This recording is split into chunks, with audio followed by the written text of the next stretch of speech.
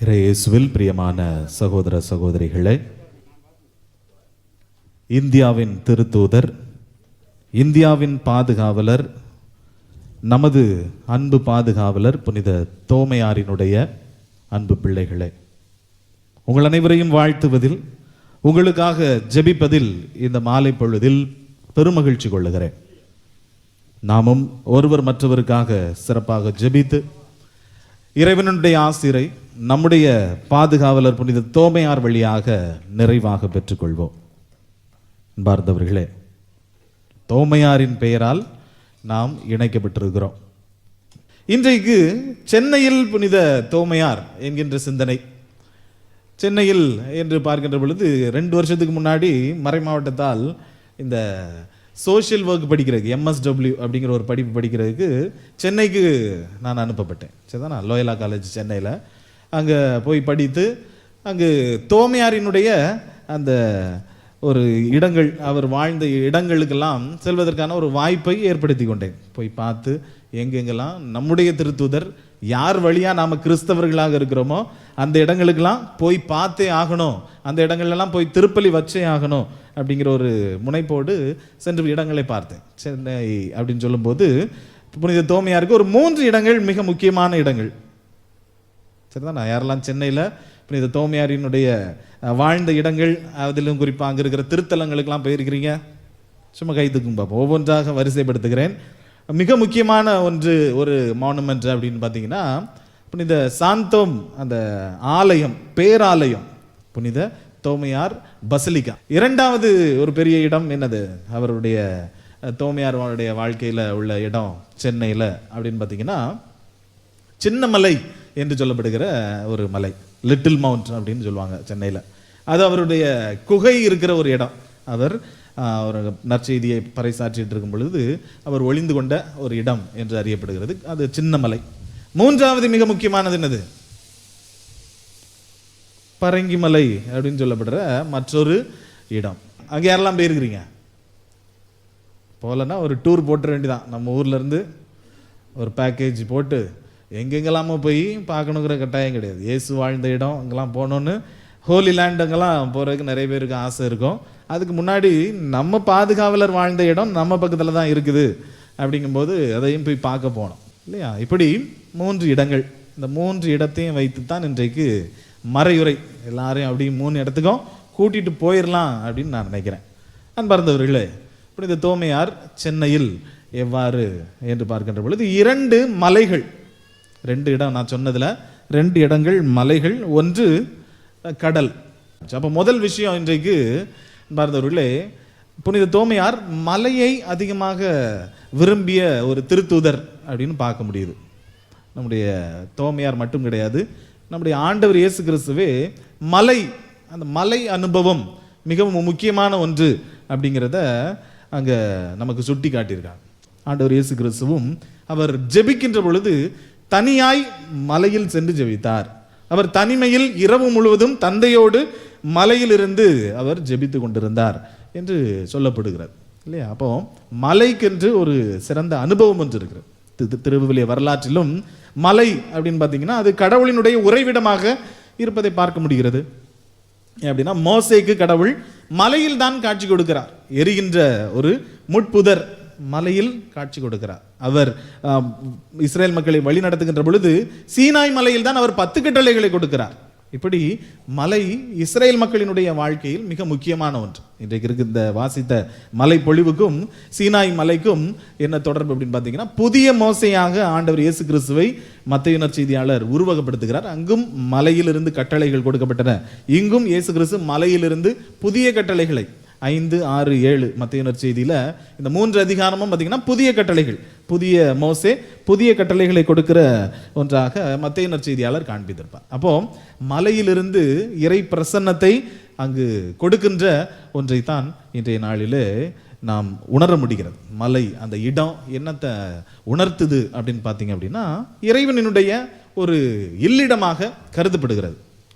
இயல்பாகவே அது தரை மட்டத்திலிருந்து, கடல் மட்டத்திலிருந்து ஒரு உயரத்திற்கு சென்று அது மேலே எப்போவுமே விண்ணுலகம் பரலோகம் அப்படின்னு பார்த்தீங்கன்னா மேல் நோக்கி அப்படின்னு பார்த்தீங்கன்னா கடவுள் இருக்கிற இடம் மேல் அப்படின்னு நாம் சின்ன வயசுலேருந்தே கற்பிக்கப்பட்டிருக்கிறோம் இல்லையா. கடவுள் எங்கே இருக்காரு? விண்ணுலகத்தில் இருக்காரு. மேலே பார்த்தா கடவுள் இருக்கிறாருன்னு அர்த்தம். கடவுள் எல்லா இடத்துலையும் ஒருவேளை அவருடைய அந்த நிறை பிரசன்னத்தை தந்து கொண்டிருக்கிறார். ஆனால் சிறு வயதுலேருந்து நமக்கு இருக்கிற ஒரு பெரிய விஷயம், நமக்கு ஆன்மீகமாக இருக்கிறது மேல் நோக்கி நம்முடைய சிந்தனை இருக்கணும், விண்ணோக்கி நம்முடைய ஜபங்கள் இருக்கணும் அப்படின்னு சொல்லி நமக்கு கற்பிக்கப்பட்டிருக்கிறது. அந்த வகையில் தரை மட்டத்திலிருந்து கடல் மட்டத்திலிருந்து உயரே ஒரு இடம் இருக்கிறது. அங்கு ஆண்டவருடைய இறை பிரசன்னம் அருமையாக உணர்த்தப்படுகிறது. அந்த வகையிலே புனித தோமையார் நம்முடைய பாதுகாவலர் இந்த சென்னையிலே 2 மலைகளை தேர்ந்தெடுத்திருக்கிறார் என்று சொன்னால் அது மிகையல்ல. ஏன் அவர் அங்கு தேர்ந்தெடுத்திருக்கிறார் அப்படின்னா, இன்னைக்கு தேதியில் நம்ம ஏப்ரல் மே மாதத்தில் எங்கேயாவது மலையை நோக்கி போவோம் அப்படின்னு நம்ம டூர்லாம் அரேஞ்ச் பண்ணுவோம்.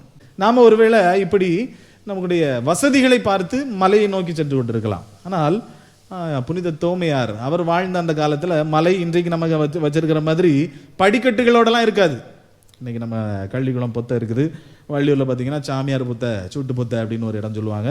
பக்கத்தில் அப்படி குத்திரபாஞ்சான், அதுக்கு அடுத்தது நமக்கு ஃபுல்லாக வெஸ்டர்ன் கட்ஸ் தான் இல்லையா. மேற்கு தொடர்ச்சி மலை அடிவாரம் தான் நம்முடைய சூழ்நிலை அமைந்திருக்கிற ஒரு இடம்.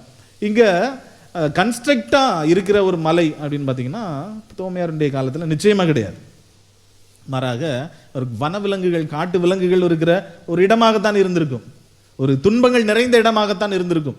கடும் குளிர் இருக்கின்ற ஒரு இடமாகத்தான் அந்த மலைகள் இருந்திருக்கும். ஆனாலும் இறை பிரசன்னத்தை அங்கு உணர்வதற்காக, தன்னை அவர் தனிமைப்படுத்திக் கொள்வதற்காக, துறவரப்படுத்திக் கொள்வதற்காக புனித தோமையார் மலைக்கு சென்றார். அப்போ மலை அனுபவத்தை முதல்ல சிந்திக்கிற நமக்கு இன்றைக்கு புனித தோமையார் தருகிற ஒரு இடம், ஒரு சிந்தனை என்னவென்றால், உலகத்திலிருந்து தன்னை தனிமைப்படுத்தி பிரித்து கொண்டு அவர் கடவுளோடு இணைந்திருந்தார் என்கின்ற சிந்தனை தான்.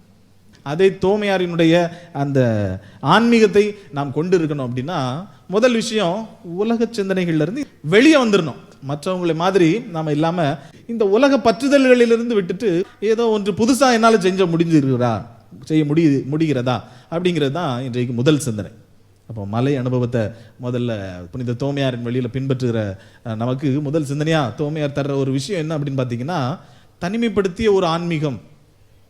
நம்முடைய கிறிஸ்தவ மதமே எல்லாரும் சேர்ந்து இருக்கணும் அப்படிங்கிற ஆன்மீகத்தை தான் நமக்கு சொல்லித் தருகிறது. அதில் எந்த ஒரு மாற்று கருத்தும் இல்லை. ஆனால் ஆண்டவர் இயேசு கிறிஸ்து, நீங்கள் ஜெபிக்கின்ற பொழுது தனியாய் உங்கள் உள்ளறைக்கு சென்று அங்கு உங்கள் தந்தையோடு நீங்கள் உறவாடுங்கள். தனிமையில் இருக்கிற கடவுள் நீங்கள் தனிமையாய் ஜெபிக்கின்ற பொழுது அவர் அதனை செவிசாய்க்கிறார் என்று தான் சொல்லுகிறார்.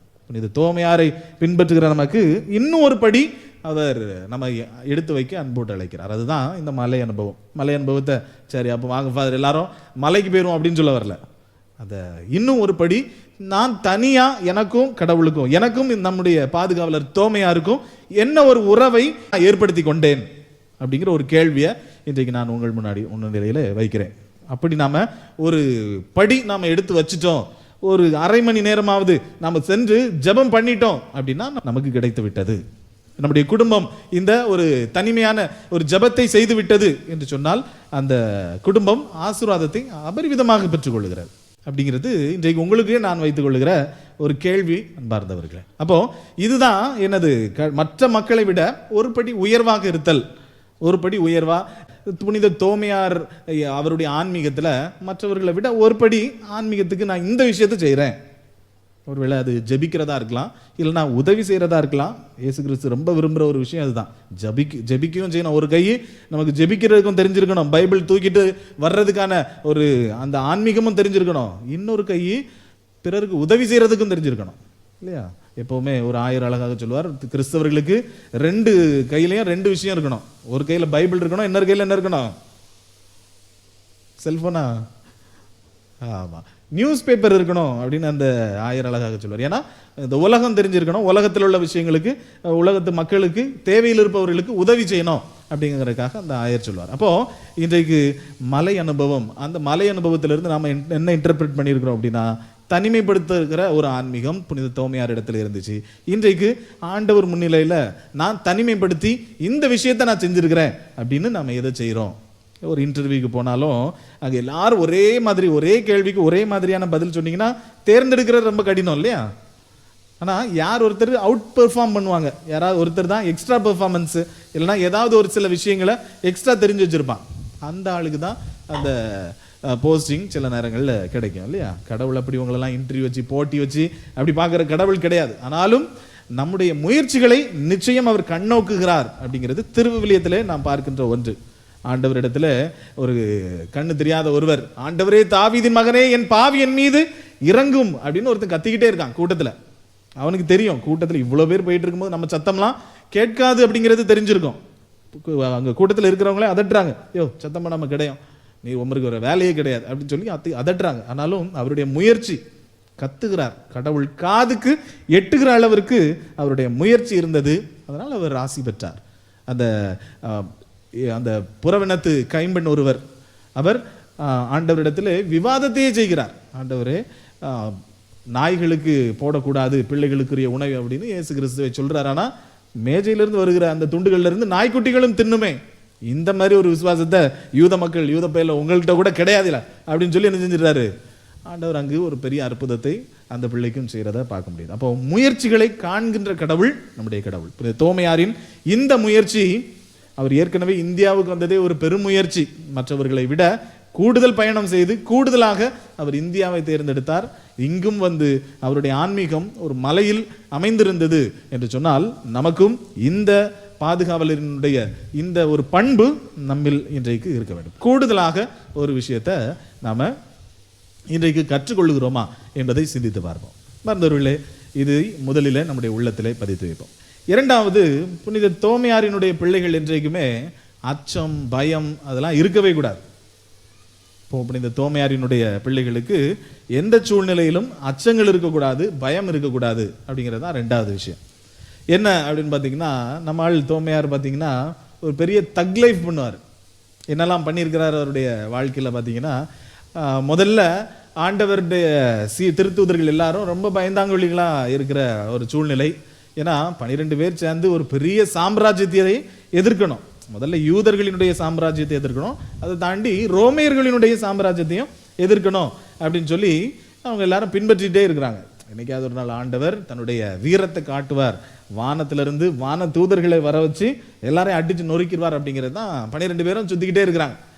அப்போ ஆண்டவர் இயேசு கிறிஸ்து இல்லை, அப்படி கிடையாது, நம்முடைய ஸ்டைலு, நம்ம ஸ்டைல் என்னதான், இப்படி முதல் முறை அறிவிக்கிறார், நான் துன்பங்கள் பட்டு சிலுவை மரணம் அடைஞ்சு உயிர் தள்ளணும், அதுக்கு பிறகு நீங்கள் போய் எல்லாருக்கிட்டே நற்செய்தி பறைசாற்றுவீங்க அப்படின்னு சொன்ன உடனே அவங்களுக்குலாம் ஒரு பயம், என்ன இந்த ஆள் வேற மாதிரி பேசுறாரு, நாம நினைச்சது வேற ஒன்று, நம்முடைய இயேசு இப்படி பேசிட்டு இருக்கிறாரு அப்படின்னு சொல்லி நம்பலை. ஒருவேளை நமக்கு சும்மா சொல்லிட்டு இருப்பார், சில பெற்றோர் சொல்ற மாதிரி பிள்ளைங்கள்ட்ட ஏதாவது ஏமாத்துவாங்க இல்லையா, இங்கே வா இதை நான் வாங்கி தரேன் அப்படின்னு சொல்லி ஏமாத்துற மாதிரி ஒருவேளை இயேசு கிறிஸ்து நம்மளை ஏமாத்துறாரு அப்படின்னு நினைச்சிட்டு பின்னாடியே போயிட்டு இருக்கிறாங்க. ஆனால் 2 முறை அறிவிக்கிறார். 3ஆம் முறை அவர் ஏற்கனவே துன்பத்துக்கு உள்ளாகி விட்டார். கிட்டத்தட்ட எல்லாரும் அடிக்க ஆரம்பிக்கிறாங்க, கூட்டத்துக்குள்ள போகும்போது அவரை விரட்டுறாங்க, கல்லெறிகிறாங்க.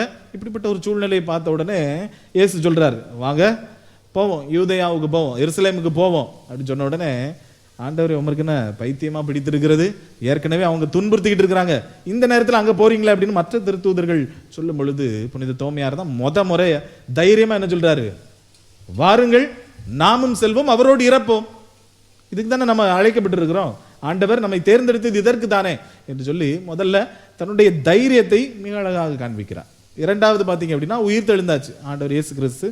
உயிர் தெழுந்த பின்பு அங்கு நமக்கு தெரிஞ்ச எல்லாருக்கும் தெரிஞ்ச ஒரு நிகழ்வு தான், ஆண்டவரை பார்த்து அவருடைய ஆணிகளால் ஏற்பட்ட காயங்களில் என்னுடைய விரல் இடணும், ஈட்டியால் குத்தப்பட்ட விழாவில் என்னுடைய கைகளை இட்டால் அன்றி நான் நம்ப மாட்டேன் அப்படின்னு சொல்லி விசுவாசத்தையே சோதிக்கிற அளவிற்கு என்று ஆண்டவரிடத்தில் அந்த இரண்டாவது ஒரு பிரசன்னத்தை அவருக்கு கிடைக்க வேண்டும் என்பதற்காக தைரியமாக கேட்டு பெற்றுக்கொண்டார். இது ஒன்றும் எதிர்மறையான விஷயம் கிடையாது, நம்பிக்கை கெட்டது அப்படிங்கிறது கிடையாது. அப்படி பார்த்தீங்கன்னா, நம்ம யாக்கோபு ஏற்கனவே பழைய ஏற்பாட்டில் செஞ்சுட்டார். யாக்கோபுக்கும் ஒரு கடவுளுடைய தூதருக்கும் சண்டை நடந்துகிட்டு இருக்கு, ராத்திரி ஃபுல்லாக சண்டை, சரிதானே, இரவு முழுவதும் சண்டை நடந்துகிட்டே இருக்குது. கடைசியில் அந்த தூதர் எந்திரிச்சு போகணும், காலையிலேயே கடவுள்கிட்ட செல்லணும். ஆனால் யாக்கோபு அவரை விட மாட்டார், எனக்கு ஆசீர்வாதத்தை தந்தால் மட்டும்தான் உங்களை நான் விடுவேன் என்று சொல்லி ஆசீர்வாதத்தை பெற்றுக்கொண்டார். அது போன்றதுதான், எனக்கு ஆண்டவரை பார்த்தா மட்டும்தான் எனக்கு அந்த விசுவாசம் வரும் என்று சொல்லி ஆண்டவருடைய பிரசன்னத்தையே கொண்டு வர வைத்து விட்டார் நம்முடைய தோமையார். அதிலும் ஒரு சிறந்த ஒரு தைரியத்தை நம்மால் பார்க்க முடிகிறது. மூன்றாவது, அந்த மக்களாவது ஐரோப்பியா அல்லது அந்த கிழக்கு ஆசியா போன்ற பகுதிகளில் அவங்க நற்செய்தி பணி செய்து கொண்டிருந்தாங்க, மற்ற திருத்தூதர்கள். ஆனால் புனித தோமையார் மட்டும் சீட்டுக்குலுக்கி போடப்பட்ட போது அவருடைய பெயர் இந்தியாவுக்குன்னு வந்துச்சு அப்படின்னு ஒரு கதை சொல்லப்படுகிறது.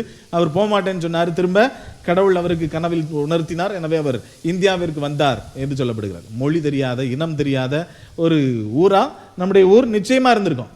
இன்னைக்கு தேதியிலேயே எங்களாலேயே எல்லா பங்குகள்லையும் ஒன்றும் அவ்வளோவா சாதிச்சிட முடியாது இல்லையா? ஒவ்வொரு பங்குலையும் அதுக்கான ஆட்கள் இருக்க தான் செய்வாங்க. அந்த ஒரு குரூப் ஏற்கனவே சொல்லியிருப்பேன்னு நினைக்கிறேன், 20-20-40 அப்படின்னு ஒரு பிரின்சிபல் ஒன்று இருக்குது. 20% மக்கள் பங்குச்சாமியாராக போகும்போது, எந்த பங்குச்சாமியாராக இருந்தாலும், இயேசு கிறிஸ்துவே வந்தாலும் இவன் ஆகாது என்னத்தை அப்படின்னு சொல்லிட்டு இருக்கிற அந்த டீ கடையிலையோ ஏதாவது ஒரு குட்டிச்சோத்துலேயே உட்கார்ற ஒரு கூட்டம் 20% இருக்கும். அது இயேசு கிறிஸ்து வந்தாலுமே அந்த கூட்டத்தை என்ன செய்ய முடியாது, அவங்களுக்கு ஒரு நிர்ணயம் இருக்காது.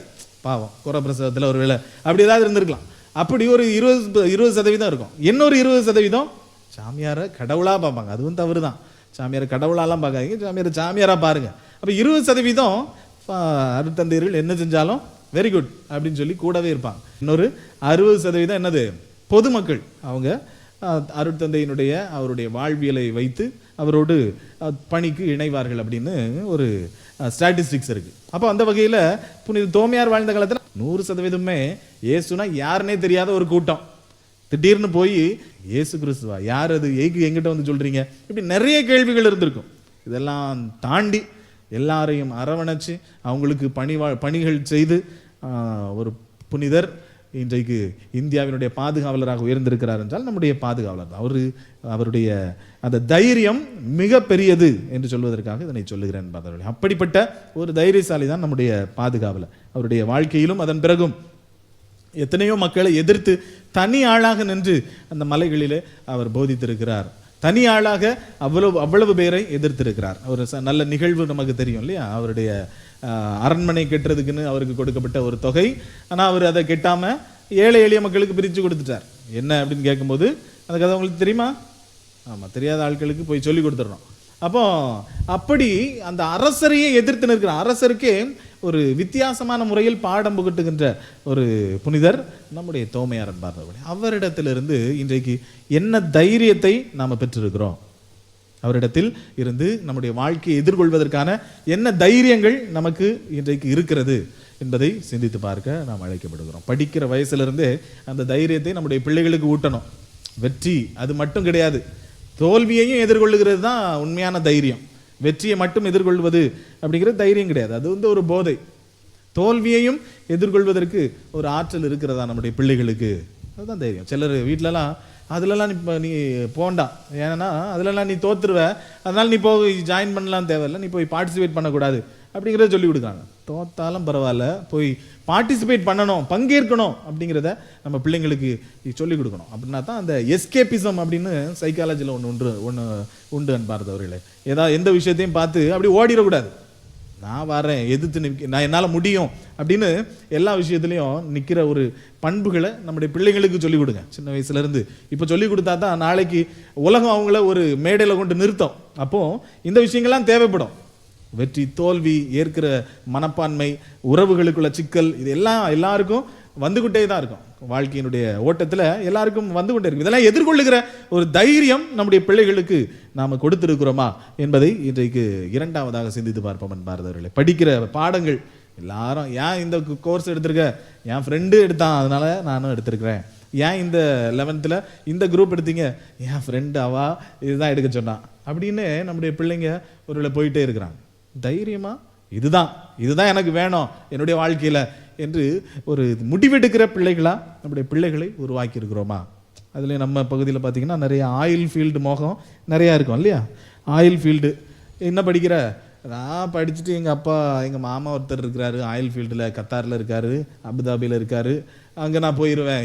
ஈரான் இப்போ எல்லா இடங்கள்லையும் ஆயில் ஃபீல்டுக்கான மோகம் நிறைய அதிகரிச்சிட்டு இல்லையா? நம்ம பெல்ட் அதுலேயும் குறிப்பாக பார்த்தீங்கன்னா அந்த ஆயில் ஃபீல்டு மோகம், ரிக்கினுடைய மோகம் அதிகமாக இருந்துகிட்டு இருக்கிற ஒரு விஷயம். இல்லை இப்போ ஒருத்தன்ட்டெல்லாம் அன்றைக்கி ஒரு நாள் கேட்குறேன், தம்பி நல்லா படிக்காமா? ஆமாம், என்ன படிக்கிறேன்? இன்ஜினியரிங். அப்படியா, எத்தனை பர்சன்டேஜா? எத்தனை அரியர்னு கேளுங்க ஃபாதர் அப்படின்னு பக்கத்தில் இருக்கேன்னு சொல்லி, இல்லை எத்தனை அரியர், 28 29 தெரியல ஃபாதர் அப்படிங்க. இல்லை இவ்வளோத்தையும் வச்சுட்டு உனக்கு யார் வேலை தருவா? எங்கள் மாமா ஒருத்தர் 40 அரியர் வச்சுருந்தாரு, அவரே இன்னைக்கு அங்கே சூப்பர்வைசராக இருக்காரு, எனக்கு வேலை கிடைக்காதா அப்படின்னு கேட்குற அளவுக்கு நம்முடைய பிள்ளைங்க போயிட்டான். இப்போ அந்த தைரியம் இல்லை. எல்லாரையும் மாதிரி நாம இருந்துருவோம் அப்படிங்கிற ஒரு மனப்பான்மை தான். சில வீடுகள்லாம் பார்த்தீங்கன்னா அரியர் எக்ஸாமுக்கெல்லாம் சேர்த்து ஃபீஸ் கட்டியே ஆகணும். ஒரு எக்ஸாம் எழுதும்போது பசங்கிட்ட கேட்டிங்கன்னா தெரியும், அரியரும் சேர்த்து தான் எழுதணும். ஆனால் அரியர் எழுத மாட்டாங்க, போய் 150 ரூபா 200 ரூபா ஃபீஸை கட்டிடுவாங்க பேப்பருக்குன்னு, ஆனால் போய் எழுதுறது கிடையாது. ஏன்னா அந்த தைரியம் இல்லை. எப்படியும் எழுதியும் ஃபெயில் தான் ஃபாதர், உங்களுக்கு வேறு ஏதாவது கோயிலில் வேலை இருக்கா சொல்லுங்கள் அப்படின்னு என்கிட்ட வந்து பசங்க சொல்லுவாங்க. அப்போ இன்றைக்கு எதிர்கொள்ளுகிற தைரியம் மிக மிக குறைந்து போய் இருக்கிறது. இந்த தைரிய குறைவு தான் வாழ்க்கையில் பின் நேரத்தில் உறவுகளுக்குள்ள ஒரு சிக்கல் வரும்போது பயந்துடுறாங்க.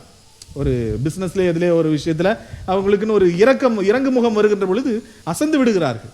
அப்படிப்பட்ட ஒரு சமூகத்தை உருவாக்க வேண்டாம். தைரியமான ஒரு சமூகத்தை, நம்முடைய பாதுகாவலரை போன்ற ஒரு தைரியமிக்க ஒரு பிள்ளைகளா நம்முடைய பிள்ளைகளை உருவாக்குகிறோமா என்பதை இன்றைக்கு இரண்டாவது சிந்தித்து பார்ப்போம் அன்பார்ந்தவர்களே. மூன்றாவது மற்றும் இறுதியா எதை சிந்திக்கலாம் என்றால், அவருடைய இந்த பசிலிக்கா, கடல் கரை, மெரினா கடற்கரை இன்றைக்கு சென்னைக்கே ஒரு பெரிய அடையாளம். அப்படின்னா அது சாந்தோம் சர்ச் என்று சொன்னால், பசிலிக்கா என்று சொன்னால் அது மிகையல்ல. சென்னைக்கே ஒரு பெரும் அடையாளம் அதுதான். சென்னைக்கு மெரினா கடற்கரை ஒரு அடையாளம் என்றால், அந்த மெரினா கடற்கரையிலேயே அழகான ஒரு விஷயம் என்ன அமைஞ்சிருக்குது அப்படின்னா, அது நம்முடைய தோமையாரினுடைய ஆலயம். அந்த ஆலயம் அவ்வளவு ஒரு ஆன்மீகமானது, அவ்வளவு மக்களினுடைய ஒரு ஆன்மீகத்திற்கான ஒரு இடமாக அது இருக்கிறது. இந்த கடற்கரையிலே அவருடைய உடலானது அடக்கம் செய்யப்படுகிறது. இந்த கிறிஸ்தவ மறையை பரப்பியதால், இயேசு கிறிஸ்துவை இறைவார்த்தையை பரப்பியதால் அவருக்கு எதிரியாக இருந்து அவரை கொன்றார்கள் என்றும் சொல்லப்படுகிறது. இந்த கடலில் அடக்கம் செய்யப்படுதல் பெரிய அரசியல். ஆமாம், உங்களுக்கெல்லாம் தெரிஞ்சிருக்கும் கடற்கரையில் உள்ள அரசியல், அங்கே அடக்கம் செய்யப்படுகிற அரசியல் உங்களுக்கெல்லாம் தெரிஞ்சிருக்கிறோம் இல்லையா? அதுலேயும் மெரினால அடக்கம் செய்யப்படணும் அப்படின்னா யார் யார் கல்லறை இருக்குது அப்படிங்கிறதும் உங்களுக்கு தெரிஞ்சிருக்கும். பெருந்தலைவர் காமராஜருக்கு அங்கே கல்லறை கிடையாது. ஆனால் அதன் பின்னாடி வந்த ஒரு சில அரசியல்வாதிகளுக்கு, படிந்த அரசியல்வாதிகளுக்கு அங்கு கல்லறைகள் இருக்கிறது. ஆனால் அந்த எல்லா இடத்திற்கும் கல்லறைக்கென்று பெருமை ஒருவருக்கு இருக்க வேண்டும் என்றால் அது புனித தோமையாருக்கு தான் நிச்சயமாக இருக்க வேண்டும் என்பார்களே. அவர் இறந்த இடம், அடக்கம் செய்யப்படுகிற இடம் ஒரு பெரிய வரலாற்று சின்னமாக மாறுகிறது. இன்றைக்கு மூன்றாவது, நம்முடைய வாழ்க்கை ஒரு வரலாற்று சின்னமாக, பலரினுடைய ஒரு பாடமாக, வாழ்க்கை பாட புத்தகமாக மாறுகிறதா என்பதுதான் சிந்தித்து பார்க்க உங்களை அன்போடு அழைக்கிறேன். நம்ம பிறந்தது ஒருவேளை வேறு விதமாக இருக்கலாம், வளர்ந்த விதம் சூழ்நிலை ஒன்றாக இருந்து கொண்டிருக்கலாம். ஆனால் நாம் வாழ்க்கை என்று மொத்தமாக பார்ப்பது எப்போ அப்படின்னா, நம்முடைய இறுதியில் எல்லாரும் சொல்கிறது தான், ஒருத்தன் பிறப்பு விழாவுக்கு, பிறந்த நாள் விழாவுக்கு போகலை அப்படின்னாலும் இறந்த நாளுக்கு அடக்கத்துக்கு எல்லாரும் போகணும் அப்படின்னு பெரியவங்க சொல்லுவாங்க. ஆமாம், ஏன்னா அந்த இறப்பு தான் ஒரு மனிதனுடைய வாழ்க்கையை அது தீர்மானிக்கும். ஒரு ஆய்வு செய்து பார்க்கும். அவருடைய இறப்புக்கு வந்து போகிற மக்கள் வாழ்ந்தா இப்படி வாழணுயா அப்படின்னு சொல்லிட்டு போவாங்க. அதில் ஒரு பாடம் எல்லாருக்கும் இருக்கும். புனித தோமையார் அப்படிப்பட்ட ஒரு பாடத்தை கிறிஸ்தவத்திற்கே கற்றுக் கொடுத்திருக்கிறார். மற்ற திருத்தூதர்களை எல்லாரையும் விட ஒருபடி உயர்ந்தவராக அவர் இந்திய தேசத்திற்கு வந்து அவர் நற்செய்தியை போதித்ததே ஒரு பெரிய ஒரு தனித்துவமாக கருதப்படுகிறது. அதிலும் நம்முடைய மண்ணில் அவர் நடந்து வந்திருக்கிறார், நம்முடைய ஊரில் அவர் பாதம் பட்டிருக்கிறது, நம்முடைய பகுதி வழியாகத்தான் அவர் வந்திருக்கிறார். அவருடைய பிள்ளைகளாக நாம் எல்லாரும் இருக்கிறோம் என்றால் அவரை போன்று வாழ்வது ஒரு முறை, வாழ்த்தட்டும் தலைமுறை என்று நம்முடைய வாழ்க்கை இருந்து கொண்டிருக்கிறதா? அதை இன்றைக்கு சிந்தித்து பார்ப்போம். எல்லாரையும் மாதிரி நானும் இருக்கிறேன் ஃபாதர், எல்லாரையும் மாதிரி கோயிலுக்கு வரி கொடுத்தாச்சு, இந்த வருஷம் இந்த விஷயங்கள்லாம் செஞ்சாச்சு, கோயிலுக்கு காலையிலையும் சாயந்தரம் வந்துடுறேன் என்று நாம் இருந்து கொண்டிருக்கிறோமா? இல்லை நம்முடைய வாழ்க்கையின் வழியாக இந்த குடும்பமா, இது ஒரு நல்ல குடும்பம் அப்படின்னு ஊரில் வெளியிலேருந்து யாரோ வந்து கேட்குறாங்க அப்படின்னா அவங்கள்ட்ட நம்மளை இன்ட்ரடியூஸ் பண்ணுற அளவுக்கு நம்முடைய குடும்பம் இருக்கிறதா? இந்த மனிதரா, இவர் ஒரு சிறந்தவர், இவர்கிட்ட போய் பேசணும் அப்படின்னா மனசில் இருக்கிற துன்பங்கள்லாம் பஞ்சா பறந்துடும் அப்படின்னு ஒரு குணம் நம்மக்கிட்ட இருக்குதா? எல்லாரையும் அரவணைக்கிற மாதிரியான ஒரு குணம் இருக்கிறதா? இந்த ஆசிரியரா, இவங்க இந்த ஆசிரியர்கள் கூட்டத்திலேயே சிறந்த ஆசிரியர் அப்படின்னு ஒரு பெயர் நமக்கு இருக்கிறதா? இந்த மாணவன், இவன் தான் என் பெஸ்ட்டு. தாமஸ் ஆல்வா எடிசன் வாழ்க்கையில் சொல்லுவாங்க இல்லையா, நீ என்ன வேலை வேணாலும் செஞ்சுக்கோங்க, அது எல்லா தலைவருக்கும் போட்டுக்கிடுவாங்க. தாமஸ் ஆல்வா எடிசன், இப்போ அதுக்கு அடுத்தது பில் கேட்ஸ், எல்லார்ட்டையும் சொல்கிறது உண்டு. என்ன வேலை வேணாலும் செய்யுங்க, ஒரு சிறந்த ஒரு துப்புரவு பணியாளராக இருந்தாலும் இந்த ஊர்ல பெஸ்ட் இவர்தான் நல்லா கிளீன் பண்ணுவாரு அப்படிங்கிற ஒரு பெயர் பெறணும்.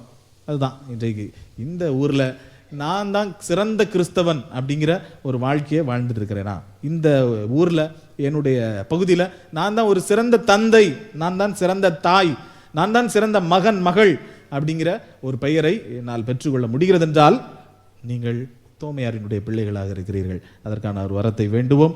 இறைவன் நம்மை நம்முடைய பாதுகாவலர் வழியாக நிறைவாக ஆசீர்வதிப்பாராக. ஆமென்.